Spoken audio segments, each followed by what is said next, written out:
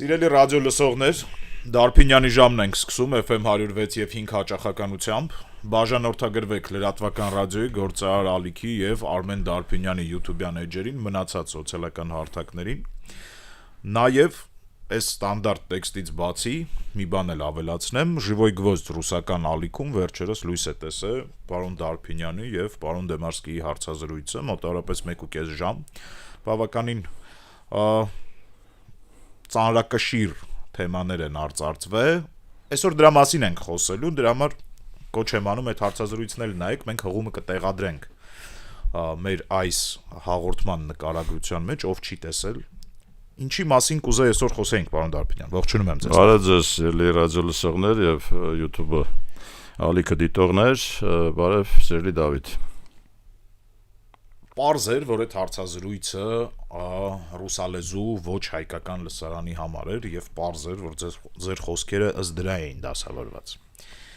Ես կուզեի, որ մենք այդ թեմաները արծարծեինք մի անգամ էլ, նրանց միջից կարևորագույնները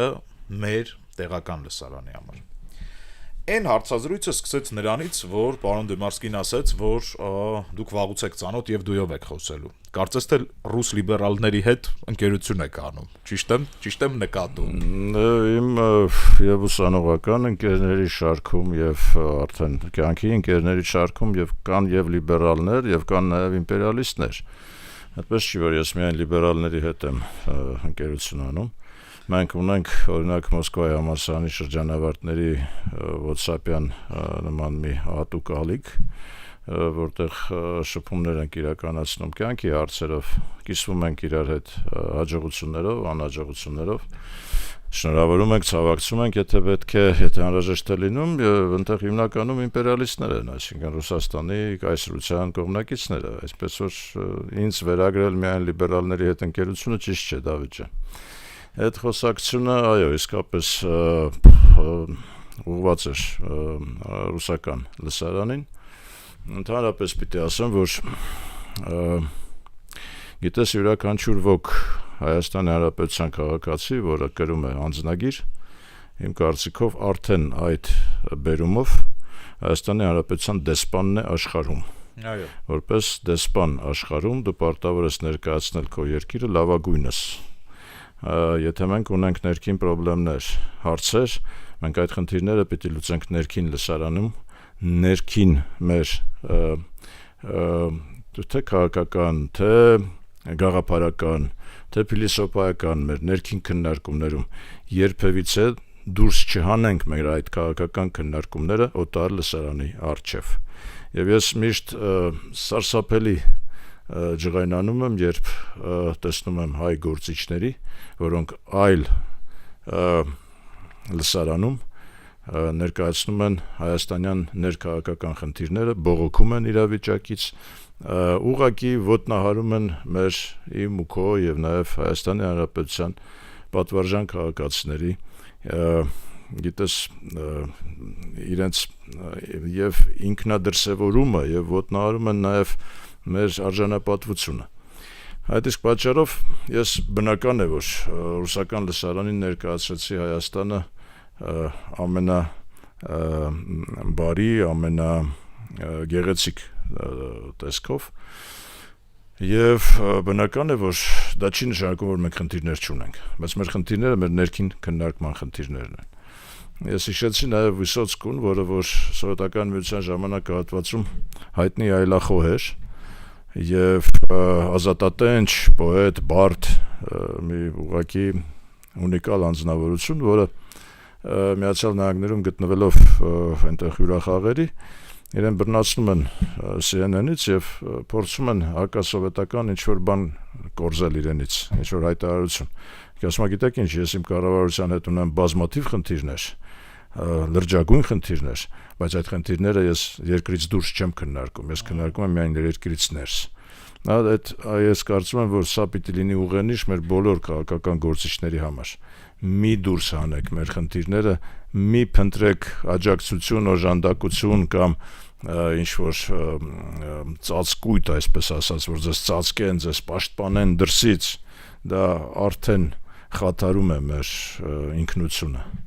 Ամեն դեպքում պարոն Դարփինյան, իրանք այդ հարցազրույցում լսեցին այն, ինչը որ իրանք պիտի իմանան մեր մասին, այդքան է։ Այսինքն ինչ որ մենք պիտի իմանանք, մենք կքննարկենք միասին մեր մեջ։ 4 պայմանական մասի բաժան։ Ըստ իս, հա, այդ հարցազրույցը 4 պայմանական մասում էր։ Հայ-ռուսական հարաբերություններ, հայ-թուրքական հարաբերություններ, հայ-ադրբեջանական հարաբերություններ, իշխանություն եկեղեցի եւ ներքին քաղաքականություն։ Այո։ Մոտավորապես այսպես, հա։ Երբ խոսում ենք հայ-թուրքական եւ հայ-ադրբեջանական հարաբերություններից, իմ մոտ միշտ մի հարց է առաջանում։ Արդյոք դուք հավատում եք ապրիորի հայերի եւ թուրքերի համակեցությանը, խաղաղ համակեցությանը նույն տարածաշրջանում, որտեվ ես անկեղծ լինեմ ձեզ հետ էլ, ռադիոլսողների հետ էլ չեմ հավատում։ Այսինքն ես չեմ հավատում, որ հայերը եւ թուրքերը կարան ապրեն խաղաղ հարևանությամբ։ Նավիթ, ես ունեմ օրինակներ, ասենք ռուսաստանյան հայերը եւ ռուսաստանյան ադրբեջանցիները իրար հետ ապրում են բավարար չափով խաղաղ, ես գիտեմ նաեւ բավարար չափով գործադիր, այսպես ասած, եւ գործնական կապեր, որոնք շատ մեծ հաջողությամբ իրականացվում են, ասենք բաքվեցի հայեր կան, որոնք որ իրենց բաքվեցի ընկերների հետ Ռուսաստանում շատ էլ լավ ու հաջողակ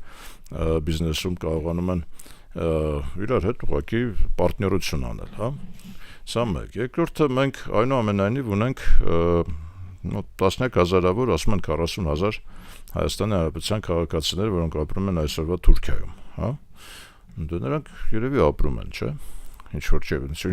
ասենք եւ օգտակար են լինում իրենց տնտեսությանը եւ օգտակար են լինում իրենց ընտանիքներին, երևի թե դա է պատճառը, որ նա գտնվում են այնտեղ։ Դրանից բացի կա Ստամբուլահայերի այնուամենայնիվ բավական լուրջ, այսպես ասած, հատված տասնյակ հայկական դպրոցներով, մի քանի եկեղեցիներով, որոնք որպես համայնք կարծես թե ապրում են եւ չեն բողոքում իրավիճակից։ Հիմա որպես պետություններ հարաբերվելու փորձ մենք չունենք Թուրքիայի հետ։ Դա չունենք, մենք չի եղել պետությունը պետության հետ հարաբերվելու փորձ։ Արդյոք թուրքերին այդ պետք է։ Արդյոք թուրքական պետականությանը պետք է ունենալ հարևանությամբ հայկական պետություն։ Գիտես, թուրքական պետականությունը իմ կարծիքով պետք է այսօր ուղղակի մաքրվել, հանդես գալ աշխարհում որպես ոչ միայն բարեկեցիկ կամ զարգացող տնտեսություն եւ երկիր, այլ որպես քաղաքակիրթ երկիր, որտեղ իրենց վրա այնուամենայնիվ մեր գենոցիդի խարանը կա, իրենք չեն կարողանալու դրանից ազատվել, դա հնարավոր չէ դրանից ազատվել, մի քանի տասնյակ երկրներ ընդունել են գենոցիդի փաստը, եւ մենք շարունակում ենք պնդել, որ դա եղել է, եւ դա փաստ է, ուղղակի պատմական փաստ, հա, իրենք այդ խարանը մաքրելու անհրաժեշտություն ունեն, չեն ընդունում գենոցիդի փաստը, այսինքն դրա եղելությունը, բայց նրանք մաքրվելու անհրաժեշտություն ունեն, նրանք անհրաժեշտություն ունեն աշխարհին ցույցադրելու, որ այնուամենայնիվ իրենք քաղաքակիրթ ազգ են։ Եվ պիտի ասեմ, որ նրանց մայրաքաղաքային մշակույթը բավարար չափով պատրաստ է դրան, այսինքն Ստամբուլը, Անկարան, կարևոր քաղաքները այնտեղ իրենց էլիտար հասարակությունը եւ կրթվածություն ունի համապատասխան եւ աշխարհայացք ունի համապատասխան եւ բաց են աշխարհի հանդեպ, հա, նրանք կուզեին, որպեսզի դա մաքրվեր իրենց վրայից։ Իհարկե մեծամասնությունը թուրքերի այսօր պատրաստ չէ ոչ ընդունել ցեղասպանության փաստը, ոչ էլ առանձնապես նրանց հետաքրքրում է, որ մեր հետ բարյացակամ լինեն կամ բարեդրացական հարաբերություններ ունենան։ Բայց դա չի նշանակում, որ մենք չպիտի փորձենք, հասկանում ես։ Հավատում եմ ես, թե ոչ, հարցը հավատքի մեջ չի։ Մենք պիտի մեր արժանապատվությամբ մտնենք, փորձենք ստեղծել նորմալ քաղաքակիրթ հարաբերություններ։ Սահմանը պիտի բաց լինի, ճանապարհները դիվանագիտությունը ինչի տապալվեց։ Ով տապալեց։ Մեր պատճառով, եթե վերցնում ես անգամ փաստագրական տվյալները, հա, մենք դուրս եկանք։ Բայց որտեվ իրանք ռատիֆիկացիա չարեցին պարլամենտում։ Չէ, մենք դուրս եկանք։ Իրենք դուրս չեն եկել, Չէ, իրանք ռատիֆիկացիա չեն արել պարլամենտում։ Ոչ։ Մենք դուրս ենք եկել։ Ջանածես չի։ Մենք ուրեմն իրավիճակը հետևելն էր։ Սկսվեց process-ը, ստորագրվեցին արձանագրությունները Թուրքիան մեզ ուղղակի ներկայացրեց, որ հայ-ադրբեջանական խնդիրը պետք է կարգավորվի, մենք դրան պատրաստ չէինք եւ մենք ուրեմն պահանջեցինք թուրքերից, որ նրանք այնուամենայնիվ գնան մեզ այդ արձանագրությունների վավերացմանը առանց հայ-ադրբեջանական հարցերի կարգավորման։ Նրանք դրան չհամաձայնվեցին, բայց ֆորմալ կերպով Շվեյցարիայում ստորագրվել է։ Այդտեղ գրած չէր, չէ՞, որ ինքը ռատիֆիկացիա կլինի մենակ Ադրբեջանի հետ հարաբերությունները բարելավելու։ Այսինքն իրանք մի թուղթ ստորագրել են, այդ թուղթը ռատիֆիկացիա անելու համար Եվս պայմաններ են առաջ դրել Հայաստանի։ Մենք եւս պատրաստ չէինք դրա ռատիֆիկացումը իրականացնելու եւ մենք ֆորմալ կերպով այդ գործընթացից մենք ենք դուրս եկել 2010 թվականի, եթե չեմ սխալվում, հոկտեմբերին։ Մենք ֆորմալ դուրս ենք եկել, թուրքերն էլ ասացին, դե դուք դուրս եք գալիս, ուրեմն դուք եք մեղավոր։ Այսինքն մենք դուրս ենք եկել փաստելով նման կերպ մեր անպատրաստ լինելը հայ-ադրբեջանական կարգավորման գնալուն, բայց մենք պիտի հիշեմ, չէ՞ որ հիմա դες անցել է արդեն 16 տարի, բայց հայ-թուրքական արձանագրությունները ստորագրելուց հետո Մասիսի ուրեմն նկարագիրը մեր մարզաշապիկների վրայից դուրս եկավ, չէ՞, ֆուտբոլի ֆեդերացիայի լոգոից դուրս եկավ, չէ՞։ Մի խաղի համար։ Հա, մի խաղի համար, թե ինչ-որ պրոցեսի համար, չէ, բայց դուրս եկավ, չէ՞, այսինքն մենք պատրաստ էինք 16 տարի առաջ Արարատը հանեցինք։ Հա, 10 խելացի կայլ չի։ Դե հիմա խելացի էր, դե խելացի չէր, մենք հիմա 16 տարի անցել է 16 տարի հետո մենք վերադառնում ենք նույն կետին, արդեն կորսված Ղարաբաղով, հասկանում ես։ Հիմա ինչն էր ավելի ճիշտ եւ խոհեմ։ Խոհեմ էր իհարկե 16 տարի առաջ գնալ Ղարաբաղյան հարցի կարգավորմանը։ Չգնացինք, ինչու չգնացինք, որովհետեւ պատրաստ չէինք, ոչ քաղաքական տեսանկյունից, ոչ պատմական տեսանկյունից։ Ես հիշում եմ Սերժ Սարգսյանի տուրնեն Սփյուռքի մեր քաղաքներով եւ օջախներով, Սփյուռքի շատ կոշտ արձագանք այդ ամեն ինչի նկատմամբ, ամեն ինչ ավարտվեց նրանով, որ այո, մենք փաստեցինք, որ մենք պատրաստ չենք գնալ հայ-ադրբեջանական կոնֆլիկտի լուծման որևէ կերպ։ Ինչ լուծում պետք է լիներ։ Դե կար, այսինքն ինչ բան է, 5+2։ 5+2 լուծումը կար, սեղանի վրա կար միայն այդ լուծումը, Դավիթ, ուրիշ լուծում չի եղել։ Մինսկի խումբը այսօր լուծարվեց, դες ամսի դեկտեմբերի 1-ն է։ Մինսկի խումբը այլ բան չի ասել մեզ, ասել է, որ պիտի համադրել երկու սկզբունք եւ ուրեմն լավագույն լուծումը 5 շրջանի յետ վերադարձն է, դրա դիմաց մենք հա, բայց դրա դիմաց մենք ստանում ենք միջազգային խաղաղապահներ, հասկանում ես։ Ու Արցախը միջանկյալ ստատուսով։ Այո։ Այդ արդյոք դա կարելի է անվանել լուծում։ Այսինքն երբ դու ունես հայրենակիցներ, որոնք ապրում են միջանկյալ ստատուսով, ունես օտարերկրյա զորք։ Չէ, դա ինչ է ժարկուն լուծում։ Դա հիմա արդյոք կարելի է համարել այսօրվա հայաթափված Արցախը լուծում։ Այսինքն կա իրավիճակ։ Ադրբեջանի համար այո։ Չէ, մեզ համար։ Չէ, մեզ համար։ Խայտարակություն է, չէ։ Այսինքն ըստ իս մեզ համար լուծումը պիտի լիներ այն, որ մենք հասնեինք նրան, ինչին հասավ Ադրբեջանը։ Դե մենք դրան պատրաստ չենք, մենք դրա ոչ ուժ ունենք, ոչ հնարավորությունը, որտեղ մեր ոչ տնտեսություններ պատրաստ դրան, ոչ մեր գեոքաղաքական ուրեմն հնարավորությունները, ոչ մեր դիվանագիտական հնարավորությունները, ոչ մեր ֆինանսական հնարավորությունները, մենք զիջեցինք Ադրբեջանին բոլոր պարամետրերով։ Մենք դրան պատրաստ չէինք, մենք չէինք կարողանա լուծել։ Հասկանում ես, ցանկացած իրավիճակում գոյություն ունի մեկ օպտիմալ ելք, մեկ, երկուսը չեն, օպտիմալը մեկ է։ Հիմա Մինսկի խմբի գործունեության շրջանակներում օպտիմալ միակ ելքը 5 շրջանի յետ վերադարձներ եւ միջազգային խաղաղապահների տեղակայումը։ Դա է։ Ինչքան։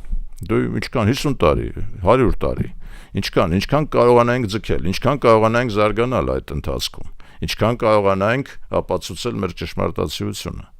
Հասկանում ես, մենք դա չարեցինք։ Չարեցինք եւ ձախողվեց հայ-թուրքական գործընթացը։ Ի վերջո Արցախի հարցը փակ է, թե բաց է, պարոն Դավիթ։ Մեր համար հայ ժողովրդի համար, Հայաստանի Հանրապետության համար չեմ ուզում ասել։ Որ հարցը, Դավիթ ջան, այսինքն միացման հարցը։ Ահա, իհարկե, միացման հարցը։ Այդտեղ ուրիշ հարց չկա, Արցախի հարցը միացման, Արցախը ունի մի հարց, դա Արցախի հայ ժողովրդի իր հայրենիքում միասնական պետության մեջ ապրելու հարցը։ Դե, ես ուզում եմ ասել, որ միացման հարցը ակտուալ չէր 35 տարվա ընթացքում անգամ հայ պետության համար։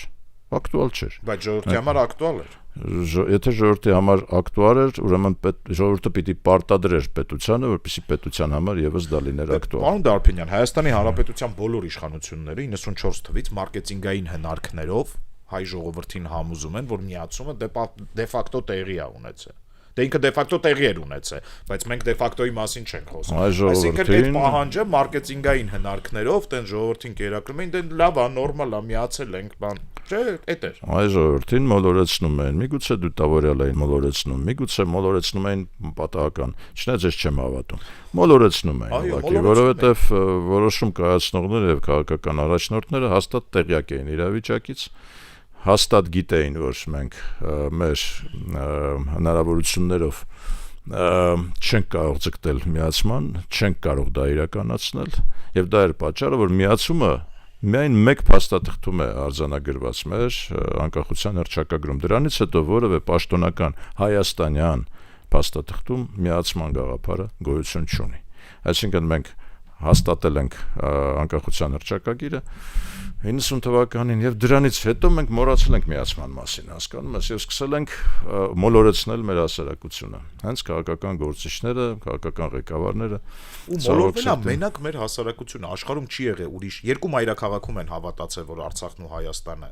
իրարից կախված չեն, այդ Երևանն է եւ Ստեփանակերտն է։ Ամբողջ աշխարհում բոլորը շատ լավ հասկանում էին ինչա կատարվում։ Չէ, չկա մի միջազգային դերակատար, ով ասեր դե հա Արցախը առանձին պետություն է։ Առանձին պետություն չեն դիտարկել, միացումը չեն դիտարկել, բոլոր միջազգային փաստաթղթերում այդ տարածքային ամբողջականությունը Ադրբեջանի ճանաչվել է։ Մենք մատերի արանքներով ենք նայել ՄԱԿ-ի անվտանգության խորհրդի այդ ձևաչափերին եւ ձևակերպումներին, որոնք վերջնական են, հասկանում ես, անվտանգության խորհրդի ՄԱԿ-ի մակարդակով անվտանգության խորհրդի որոշումները վերջնական են, դրանից այն կողմ միջազգային ասպարեզում գոյություն չունել փաստաթուղթ։ Մեր բախտն էր եւ միգուցե հնարամիտությունը, որ կարողացանք ստեղծել մեր ջանքերով երևի հայաստանյան դիվանագիտության իմ կարծիքով ամենաբարձր նվաճումը այդ Մինսկի խմբի ստեղծումն էր, որ կա խնդիր եւ կա ինքնորոշման խնդիր եւ միջազգային հանրությունը այդ ուրեմն Մինսկի խմբի ձևավորմամբ ճանաչեց, որ կա խնդիր, կա խնդրեմ, որը լուծված չէ, որը լուծման ենթակա է, հա? Իսկ հիմա ի՞նչ է լուծումը։ Հիմա չկա, այո, միջազգային հանրությունը հիմա չի համարում, որ խնդիր կա։ Հիմա ի վերջո միացումը վերջ, ըստ ձեզ։ Ես հասկանում եմ, որ սա շատ դժվար է, այսինքն շատ դժվար է ասել, որ այո, միացում էլ չկա։ Դավիթ, նորից եմ կրկնում, ուրեմն դու, եթե դու փորձում ես, որ էմոցիոնալ շատ ծանր այդ հարցին փորձում ես շարժել իմ ուրեմն բանը, ազգայնական ջիղերը եւ ներքին բանը, նյարդերը ազգայնական, հիմա միգուցե ես դրանից չեմ կարող հրաժարվել, ներքուստ էմոցիոնալ, բայց եթե մենք խոսում ենք պետության քաղաքականության մասին եւ եթե դու ինձ հարց ես տալիս որպես իրավիճակի գիտակ եւ ուրեմն վերլուծաբան, ես կասեմ, որ անիմաստ է դնել մի խնդիր, որը որ անհնար է լուծել։ Դա անհնար է եղել լուծել այնքան այն ժամանակ, երբ Ղարաբաղում եւ այսինքն Արցախում ուրեմն կար դե ֆակտո կվազի պետություն եւ կար անկախություն դե ֆակտո, հա, անգամ այն ժամանակ հնարավոր չէր դա լուծել։ Առավել եւս այսօր դնել նման խնդիրը անիմաստ է ուղղակի։ Վաղը դնել նման խնդիր, վաղը դնելու համար դու պիտի ունենաս հիմքեր, այդ հիմքերը ստեղծել է պետք։ Ես չեմ տեսնում այսօր որևէ հիմք, հա, այդ հիմքը պիտի լինի տնտեսական, աշխարհաքաղաքական, անպայման ֆինանսական, հասկանում ես, այսինքն Ադրբեջանը այսօր ծավալվելու է մոտ ապագայում, մոտակա տասնամյակներում, երբ որ մենք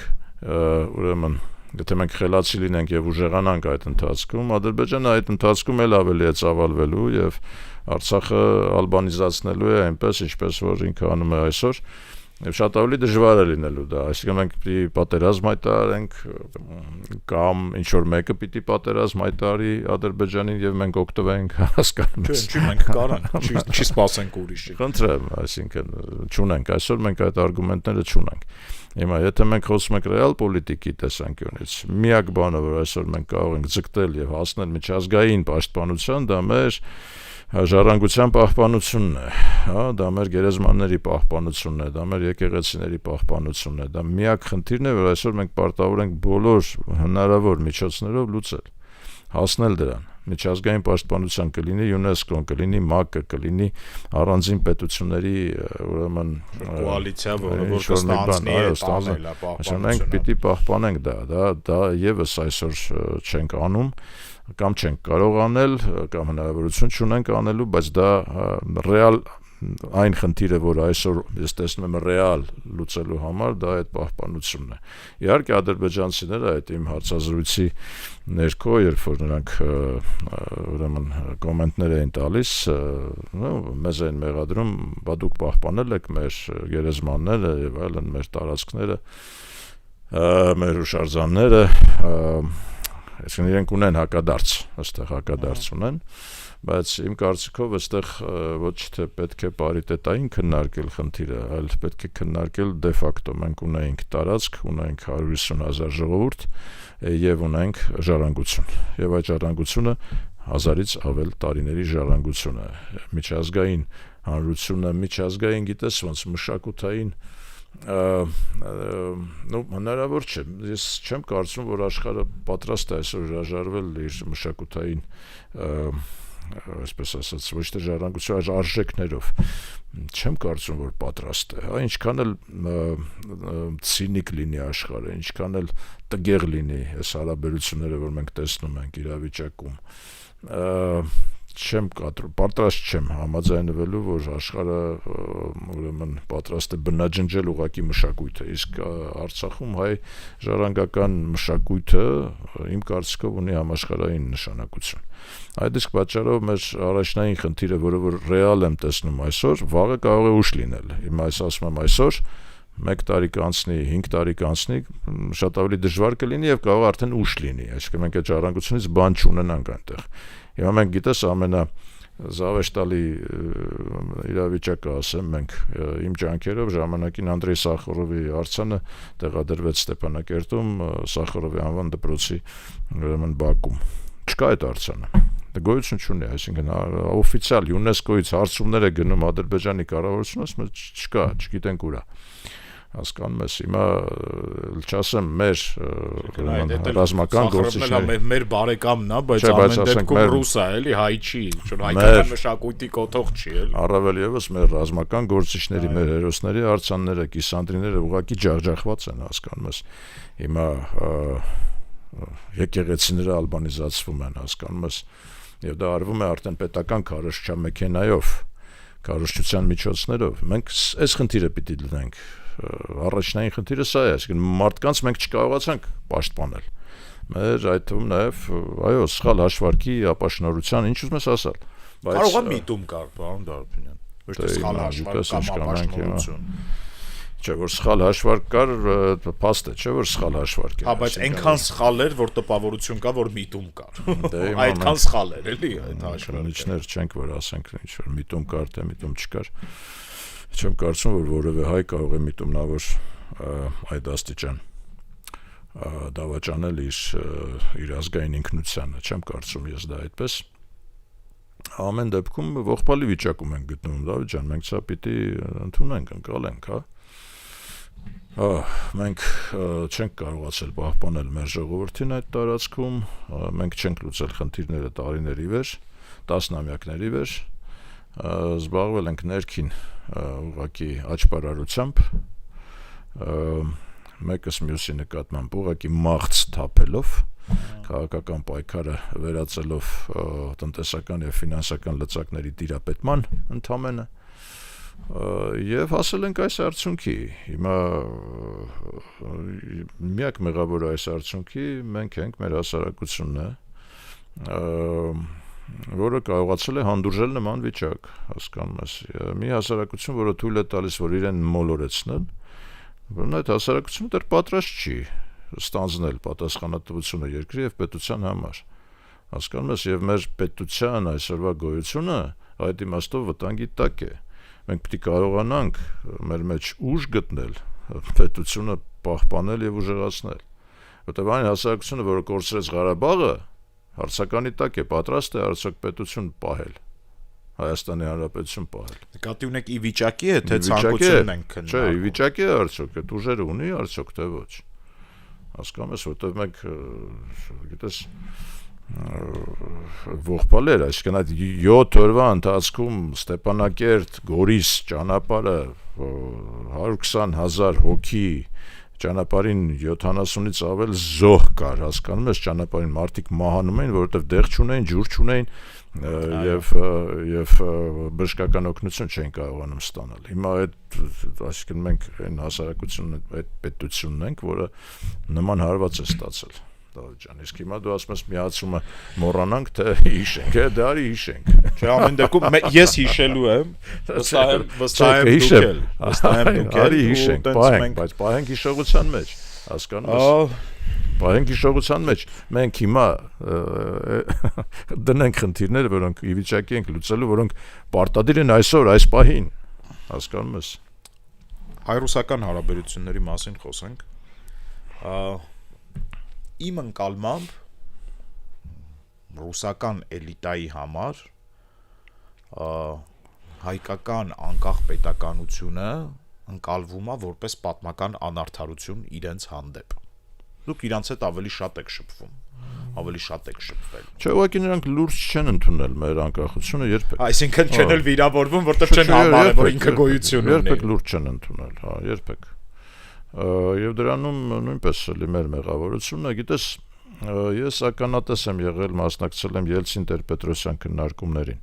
եւ հանդիպումներին։ Պիտի ասեմ, որ նախագահ Ելցինը հարգում էր մեր սուվերենիտետը եւ հարգում էր մեր ինքնությունը, հարգում էր նախագահ Տեր-Պետրոսյանին, լսում էր նրան։ Տեր-Պետրոսյանը այդ հետսովետական ղեկավարներից երևի միակն էր, որի խոսքը Ելցինի համար նշանակություն եւ արժեք ուներ։ Հա, ես դա հիշել եմ, այսինքն 1-2 տարվա ընթացքում այդ երբ կանդվեց վախճանվեց սովետական միությունը, ես ականատես եմ եղել այդ հանդիպումներին եւ պիտի փաստեմ, որ այդ հարգանքը եւ ակնածանքը կար, բայց Ղարաբաղյան հակամարտության, այսպես ասեմ, մեր օգտին լուծումը 94 թվականից հետո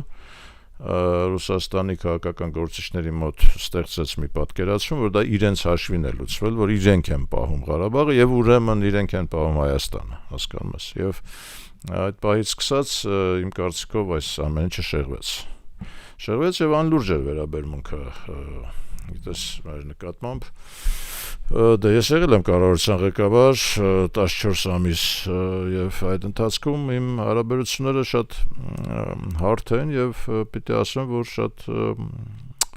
երկուստեք հարգալից։ Ես աշխատել եմ 3 վարչապետների հետ Ռուսաստանում, այդ ընթացքում 3 հոգի փոխվեց։ Ռուսաստանի հետաքրքիր ժամանակներն են, 14 ամսում 3 վարչապետ։ Պիտի ասեմ, որ բացարձակ արժանապատիվ էր եւ հարգալից էր վերաբերմունքը։ Այդ թվում դա Կիրիենկոն էր, այդ թվում Ստեպաշիններ եւ Պրիմակովի հետ ավելի երկար եմ աշխատել։ Հարգանքը դեպի մեր պետությունը փորձել եմ ներկայացնել առավելագույնս։ Ըստ որում Պրիմակովի հետ քննարկումների ժամանակ Պրիմակովը, հիշում ես, ընդհանուր պետության գաղափարի ոչ միայն հեղինակներ, ոչ միայն կողմնակիցներ, ընդհանուր պետության։ Ես ուզում եմ ձեզ ասեմ, որ մեր սերնդի համար այդ նոնսենս է այդ գաղափարը։ Այսինքն, քանի որ ոնց որ դուք ու մեր ավակ սերունդը ինչ որ մի ժամանակ իրանց հետ եղել է ընդհանուր պետության մեջ, դա ինչ որ ընկալելի է, բայց մեր սերնդի համար այսօր ոնց որ Դե տես, այսօր ես ասում, բայց ես ասում եմ մոտ արդեն 27 տարի առաջ, 27 տարի առաջ դա ընկալելի էր, կար մոտեցում, կար 2000-ականների սկզբում կար մոդել, քննարկվում էր, կար մոդել, որը Պրիմակովը ներկայացրեց, ու դա քննարկման առարկա էր ընդհանուր պետության մոդելը, որը նույնպես երաշխավորում էր Արցախի հայերի գոյությունը եւ նրանց զարգացումը, երաշխավորում էր նրանց անվտանգությունը, բայց ընդհանուր պետության մոդելի տակ։ Պրիմակովներ, ես քննարկել եմ իր հետ այդ թեման, ինքը ինձ ասաց մի բան, ասաց, քանի ողջ է Ալիևի հայրը, այսինքն հայր Ալիևը, ուրեմն փորձեք լուծել այս խնդիրը, որովհետև Որտի Ալիևի հետ դուք չեք կարողանա լուծել այդ խնդիրը։ Ղարաբաղյան խնդիրը նա շատ ավելի ագրեսիվ է տրամադրված եւ ձեր նկատմամբ եւ ընդհանրապես հարցի նկատմամբ։ Պրիմակովի միայն հորդորը եւ խորհուրդը ինձ որպես վարչապետ, որին ինքը եսի դեպ շատ վաղուց հարաբերություն ունեի, վաղուց ենք իրար ճանաչում, ես դեռ ասպիրանտ էի, ինքը իմ գիտական թեզի բաներից մեկն էր, ռեցենզենտներից մեկն էր, ինքը ինստիտուտի դիրեկտորն էր այդ ժամանակ IMMO-ի եւ ես այդ ժամանակից շատ սերտ մտերիմ լավ հարաբերություններ ունեի Պրիմակովի հետ, ինքը այդպիսի հորդոր արեց, ասաց փոխանցի նաեւ քո ղեկավարին, երկրի ղեկավարին այդ ժամանակ նախագահ Քոչարյանին, որ ես հորդորում եմ եւ ձեզ խորհուրդ եմ տալիս հարցը լուծել, քանի դեռ ողջ է Հայր Ալիևը, որովհետեւ որդու հետ դուք չեք կարողանալ լուծել, այդպես անցել է 27 տարի եւ Պրիմակովը ճիշտ էր։ Ըստ էության ճիշտ էր, որովհետեւ Ալիև հայրը 1-2 դրվագ եղել է այդ պատմության մեջ, այսինքն 90-ականների վերջը, երբ Ալիև հայրը կարծես թե պատրաստ էր ինչ-որ բան ստորագրելու, որտեղ անգամ պատրաստ էր Ղարաբաղին տալ, կարծես թե ուղղակի անկախություն միացումը, դե հիմա ասենք եւ Վարդան Օսկանյանը եւ Ռոբերտ Քոչարյանը ասում են, որ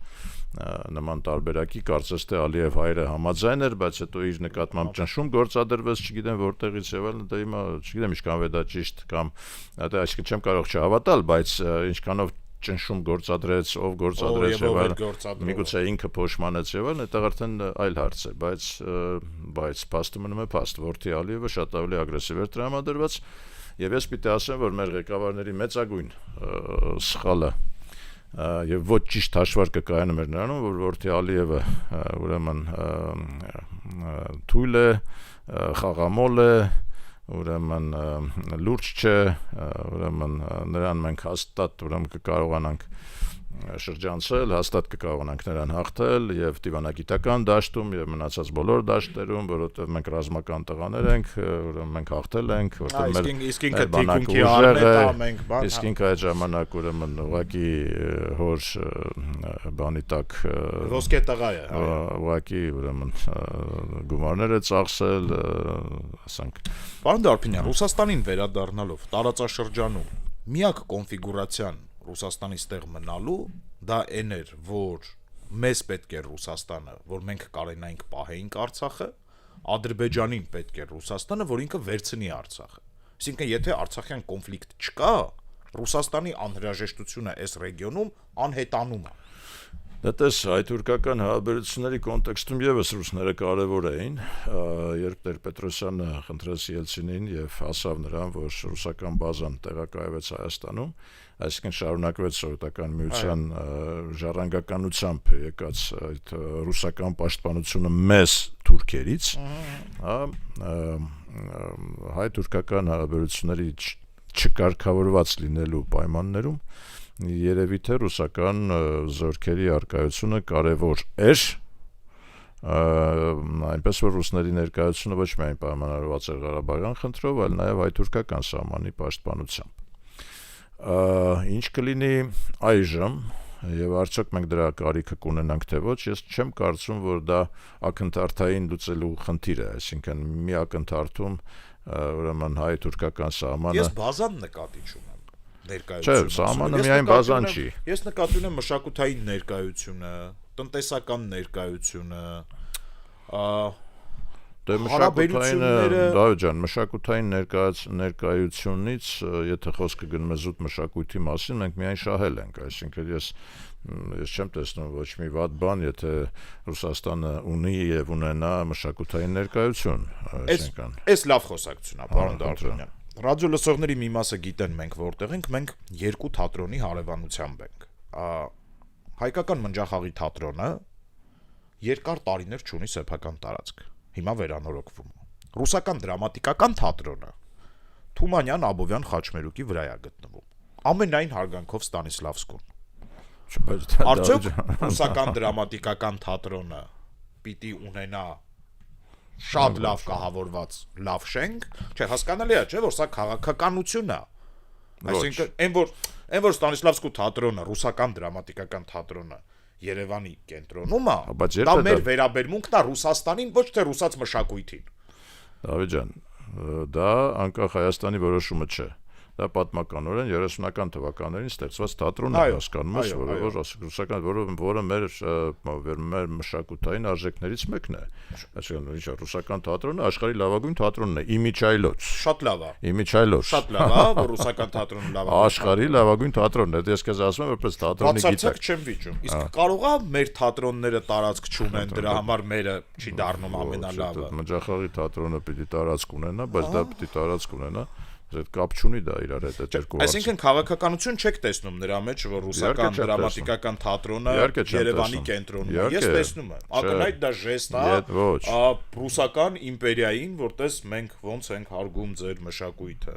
Ոչ, բացարձակ ոչ, որովհետև դա անկախ Հայաստանի որոշումը չի եղել, ընտրություն չի եղել մջախաղին տանք, թե ռուսական թատրոնին տանք, դա մեր մշակութային ժառանգությունն է։ Ես կարծում եմ շատ ցածր ինտելեկտի եւ հորիզոնի դեր ազգերը կարող են իրենց ժառանգաբար եկած մշակութային արժեքներից հրաժարվել։ Դա ուղղակի չի։ Դա խոհեմ չի, էլի։ Կարծում եմ մեր մեջ ծերունդների տարբերություն կա։ Ես համարում եմ, որ Ստանիսլավսկու թատրոնը հայկական ժառանգություն չի։ Ժառանգաբար է մեզ եկե, բայց դա ոնց որ մեր ժառանգությունը չի։ Ռուսական թատրոնը դա մեր ներկայիս չէ, որ այնտեղ նաև հայկական հեղինակների պիեսներ են բեմադրվում են ռուսական պիեսներ հայկական մոտեցմամբ, այսօր արդեն հայաստանցու մոտեցմամբ, հասկանում ես, ես բերեցին անցյալ անգամ Ուզբեկստանի, Ղազախստանի օրինակները, ռուսական մշակույթը նրանց միայն բարոյականացրել է, նրանց միայն բարձրացրել է։ Ես կարծում եմ մենք ոնց որ դրա կարիքը չունենք։ Ես կարծում եմ, որ մենք